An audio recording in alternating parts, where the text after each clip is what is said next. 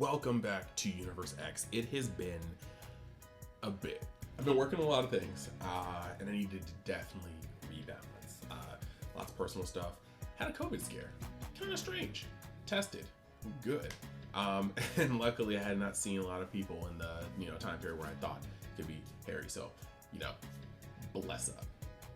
But we are now back, refocused, got that energy, happier with a lot of things, and I am ready to go. We're gonna jump into these cards. We're gonna jump into here with the energy. How much energy? That you might ask? How much? Bro, it's like this much. That much. So, look, we're here to talk about some of these cards, because honestly, there's a lot. And I don't even care how late this video is. We're talking about TP cards, okay? I had a whole little segment about TP cards and how I felt like the game should handle them and shouldn't handle them. And we're gonna go through these and just kind of talk about it. We're gonna be a little swift. I'm gonna linger a little bit on the ones that I like a little more, so it is what it is. Now, that being said, normal shoutouts aside, Hermit is actually having a giveaway in conjunction with Spiral Mallory Graphics, soon to be known as TCG Metals. They're giving away a really cool gold launch leader, and you should check it out. I'm gonna put the link in the description for the contest. You know what to do. Past that, if you won one of the metal leaders from me, you should be kind of looking out in the next week or so to start getting those, unless you're out of country. There's a couple people out of country. I don't know how long it's gonna take, sorry. Postal is kind of weird with the whole pandemic going around. We're still on the road to 1,000, so trying to keep it going strong. Any bit of support helps. Help me, help the stream keep going, and I will keep making content. And like I said, needed to refocus a little bit, but we are on it. If you haven't been in the Facebook group, think about joining that. And from here on, we're gonna jump into these cards, right into it. Template up, let's go. The very first card we're gonna talk about is Chain Attack Bardock. Permanent, Bond 3, red sand cards and or Bardock's crew card. This card gains plus 11,000 power and critical. When this card attacks, choose up to one of your opponent's battle cards and gains minus 4,000 power for each red sand card and or Bardock's crew card in your battle area. Okay, let's open up with the fact that this guy becomes a 15k critical. Bond is extremely easy to get in this deck. It is very, very interesting. On top of that, he can swing. And if there are 4 sands on board, yeah, he's gonna get rid of 15Ks on swing. That's actually crazy. Now, I wouldn't really put it up to much more because there are things like Supreme Kai that will get up in this thing's cheeks, this game stage cheeks. There's things that can whiteboard. So I don't really see it getting up higher than 15K, or 16K, which is 4 bodies. But if it does, that's something to look out for. I think that's actually really cool. The next one that we're gonna go into is Raditz, the Young Invader. All right, I'm gonna be real. I don't feel this as a TP set. Why? Because I know that all of the cards can evolve from Raditz. Some of them can only evolve from Vegeta. Some of them can only evolve from the Broly.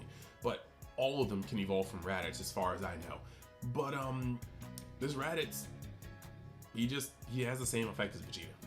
He's literally just a reprint. It's just that there are some cards that have evolved from Raditz on them.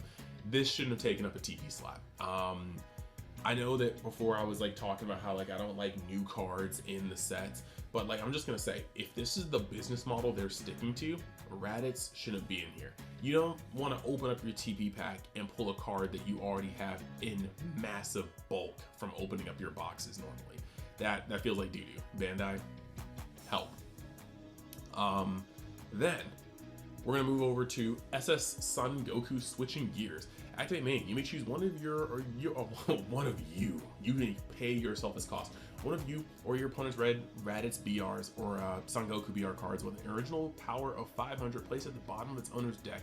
If you do, play this card from your hand, and you can activate the activate main skill and copy of this card for the turn. Activate battle once per turn. Choose one card in your hand, place at the bottom of your deck. Choose up to one of your opponent's battle cards and gains minus 10k power for the turn. Okay, not feeling this. It's free to bring this guy out, but he's a 10,000, meaning he can't even pressure awakened leaders, and he's only gonna minus 10k something, which is really only gonna matter at the beginning of the game. Some decks, Mecha Frieza might put some things out on board that are like that, but even then, Nah, like, man, Chapel's thicker than that. Like, this is not an effect that I want to even, no. Again, if I open up a TP and I pull this, I'm pissed. The next one is SS Vegeta Switching Gears. Now, this guy says auto, choose one card in your hand, place it at the bottom of your deck. When this card is played, draw 2 cards. And now he has the ability to come out on a Raditz or a Vegeta. You see what I mean though? They're evolving off of their childhood selves, but they both can evolve from Raditz. And then they made Raditz the TP to bottleneck this synergy. I know. And they didn't even give Raditz an original effect. I hate it. Thanks. I hate it. But you're looking at, you know, you're sitting here looking at the fact that this can come out, you discard a card and you draw 2 cards, and red doesn't get like a crazy amount of draw. So this is actually a very nice effect. Now, in contrast to the crap that was that Goku, this is actually a really neat card, and I'm down for it. I'm actually here for it. Moving on to the next one, we got Pincer Attack Android 18.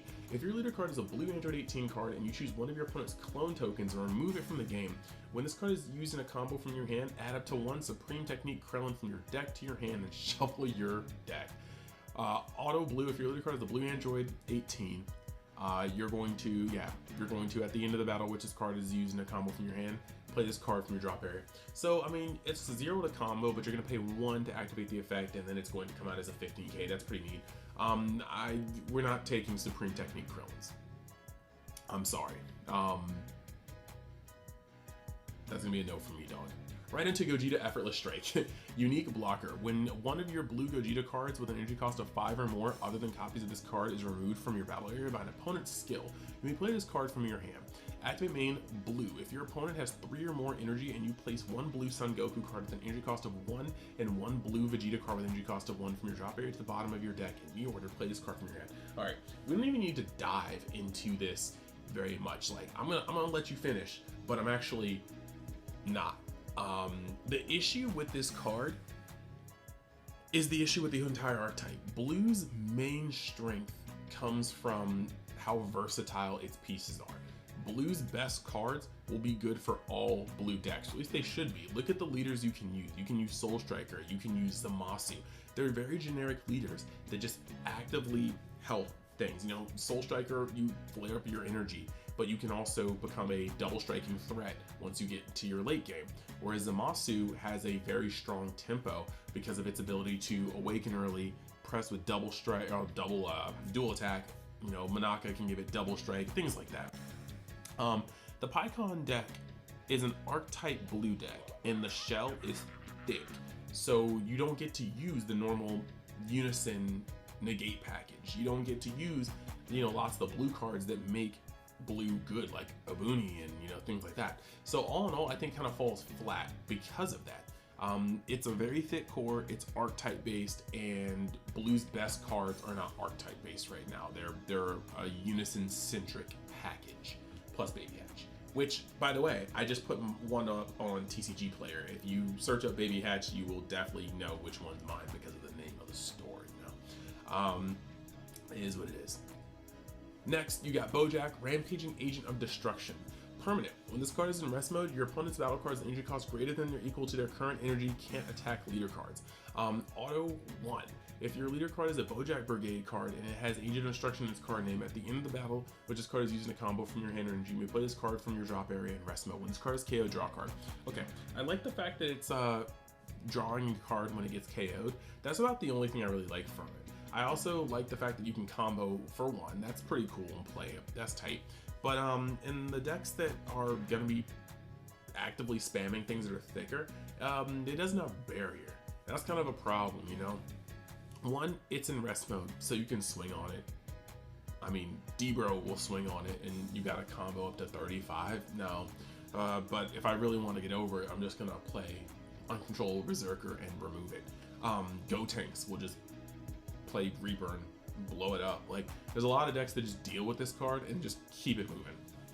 It needs more protection to be what it needs to be. Like the Vegeta from the expansion pack, the one that when it was tapped, you can't swing at anything but it. That was a better card. Like, this is just kind of funky. I don't really think it's kind of TP worthy.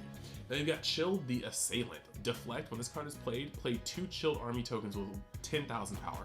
Activate main, green, discard this card from your hand. Choose up to one of your opponent's battle cards with an energy cost of less than or equal to the number of cards in their hand, ignoring barrier, and KO it.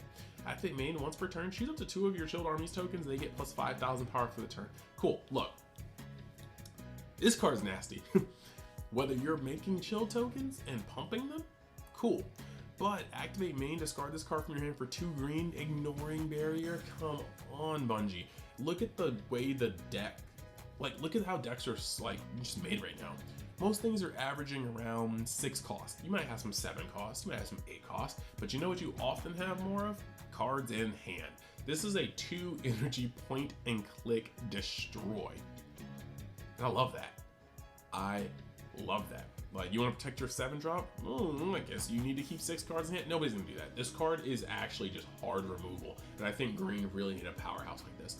This one, I would definitely keep in your wheelhouse. If you pull this, don't sell it off immediately, because one day green will be good again, and this card will be, again, a point and click. Just like the original Super Saiyan 2 Gohan was in the premium pack, or promo pack. Moving on, we've got Turles leading the core. Unique EX Evolve, green Turles, energy cost of 3 or less. Auto, when this card is played, switch it to active mode, add up to 1 Fruit of the Tree of Might from your deck to your hand, and shuffle your deck. Auto, if it's your opponent's turn, when one of your green Turles Crusher cores is played in rest mode, choose that card and switch to active mode. So here's a couple cool things. One, that's not a once per turn. So when this guy's on the field, every time you combo a Turles into play, like a Crusher core into play, it's gonna come in untapped, which is beautiful. It is wonderful. It's just brilliant. And then on top of that, this is 3 or less. So you can play your 1-drop, get him to do his dirty effect, and then just EX Evolve him into this 4-drop. This is a card that's actually very, very good for the archetype, and I can't even, like, it's just very good for the archetype. This is actually worthy. I'm kind of sad this is a TP card, because this is what goes into the category of one of the cards that just, like, it helps the deck so much. But you know what? This is kind of one of those things where when the deck came out, I wouldn't have said it needed this. But now that the deck has come out and we've seen its strengths and its flaws, I could say that this needed this. So I don't mind this. This feels like support, not like this was cut out of the set and juxtaposed in the the promo set, like, I don't know, like Raditz. But this definitely feels like it was thought out support, and I dig that. Next we got Chilai, behind the scenes heroine. That name sounds awful, actually. But no, don't do drugs, kids. That's bad. Auto, when this card is played from your hand, draw 1 card. And if your leader card is a heroine card, negate this card's skills for the game. Most of you guys may be wondering, why?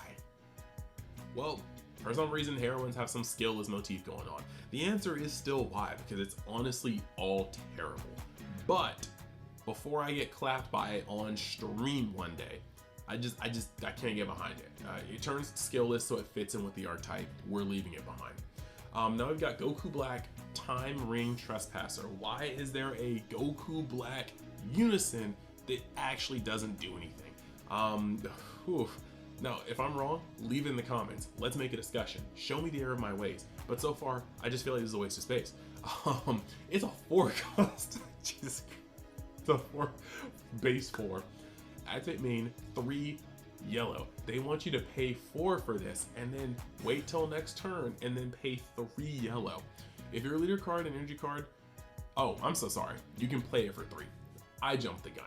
Activate main, if your leader card and energy are all mono yellow, play this card from your hand with 3 markers on it. Cool. And then it doesn't even have a +1. Auto, at the end of your turn, switch this card to active mode and it gains a blocker until the end of your opponent's turn. Cool. So it can swing and then untap and become a blocker with 15k, so you know it's just losing a marker. Activate main, choose one of your opponent's battle cards in rest mode, negate skills to turn KO it. Now that -1 is actually pretty fire, but you just paid 3 energy to put this unison on board. He can immediately just impact the board, but they need to already be in rest mode. And when yellow, that may not be the hardest thing to do, but kind of not feeling it. It's kind of weird. Cards that don't have pluses need to be very, very strong, and I don't think this one's it. Then we got Pan's Heroine's Lineage. Blocker. Permanent, if you have a Son Goku GT or a Heroine card in your leader area or battle area, you can play this card from your hand without paying its energy cost. She is a free blocker. Like the set 2s, You may notice that while she has Sand, Earthling, and Heroine, she does not have Goku's lineage, despite having lineage in her name. I hate it. Off first glance, I don't know why this card's here. Y'all gonna have to fill me in, because it's just kind of there. Now we've got Nova Shinron, Unwavering Conviction. This card's actually flames. Critical and blocker on a 20k body, because we needed that.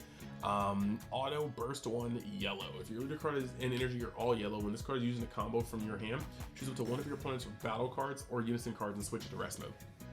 Little defensive utility built in, but yeah, this card is solid, just enough said. Shadow Dragon's just low, he got a really good card. You get Android 16, Stalwart Defender, Energy Exhaust, Arrival, blue-green for blue. Auto, when this card is played, you can't play copies of this card for the turn. Choose one. Choose up to one of your opponent's battle cards, energy cost of 4 or less, and KO it. And then if your leader card is a blue Android card, add up to one blue Android 16 card with energy cost of 2 or less from your deck to your hand and shuffle your deck. The issue with blue-green is that it's not fast enough, and even with the new support, it's still not fast enough to survive in this meta. If it said, take an Android 16 card with energy cost of 2 or less and play it from the deck, that would be a good ramp, but this is just adding it to your hand. You still had to rival this, you still have to play the other cards, and you just added a card to your hand that you aren't going to be able to play. Blue-green still, from what I've seen, cannot keep up with the speed of our current meta, and that makes me sad. Next, you got Time Patrol Goten.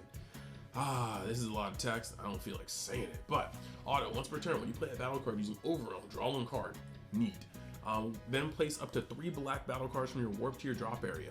Also neat. Refunding Overwhelm is neat. Activate main. Choose this card in one of your Trunk Xeno cards and send them to their owner's warps. Choose up to one Goten Xeno card with an energy cost of 3 from your hand or warp and play it. If you played it from your hand, draw a card. So there's a 3-drop Gotenks. He can EX evolve into a Super Saiyan Gotenks. I'm going to be doing black a little later. I know I'm a little late for the overviews of the last 2 colors, but you know, we're going to get into it anyway because I'm a man of my word. But this guy's kind of cool. You put him on the field, he's going to give you a card every time you overwhelm, replacing the card you overwhelm with in hand, and he's going to be able to trigger a fusion. And when you do this, he's going to refund some of the cost of the overwhelm. He's actually solid value. I actually like this a lot. If there's a way to cheat him out, which I'm going to be looking into a little later, I think this is actually worth picking up if you're a fun long-term black player. Yeah, SS4 Vegeta, Fiend Greeting, Overwhelm 6. When this card is played using Overwhelm, your opponent chooses one card in their hand and sends it to their warp. This card is amazing until you face decks with massive hand control, and then one card out of their 13, 14 doesn't feel that good. Also, you can't use it against Dark Broly. There's a couple things. This card is cool. Not really gonna sit here and say it's heat, but then you actually do have heat. Super Saiyan 3 Gogeta, Thwarting the Dark Empire, unique double strike. That's all you needed to see. But also Overwhelm 6 for black, but also Union Fusion for black.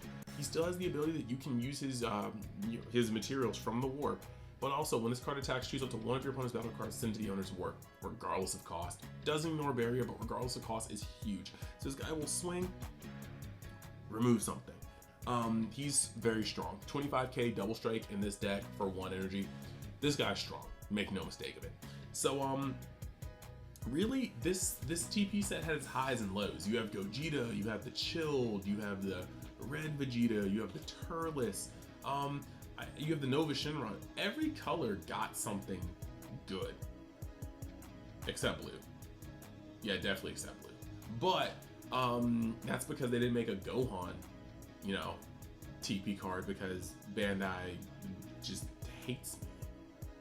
But it is what it is. So that's kind of my rundown of it. That's my general thoughts. I think Bandai did a good job at not having anything in the TP set that breaks the game, but they're all kind of little welcome additions. Yes, if you're playing SS3, if you're playing Gogeta, Xeno Gogeta, you're gonna want this Gogeta, hands down, no ifs, ands, or buts. But most of the other cards in there were more like win-mores, The Chilled's a very good green, maybe even staple one day. I love that Chilled card, and I hate Chilled as a character. So it kind of be what it be. But that being said, if you like the content, think about hitting that subscribe button. Think about it a little harder. Maybe just hit that subscribe button. And I will be glad to see you guys the next time you decide to join Universe X. Let me know what you think of the TP set in the comments, and I will be back with you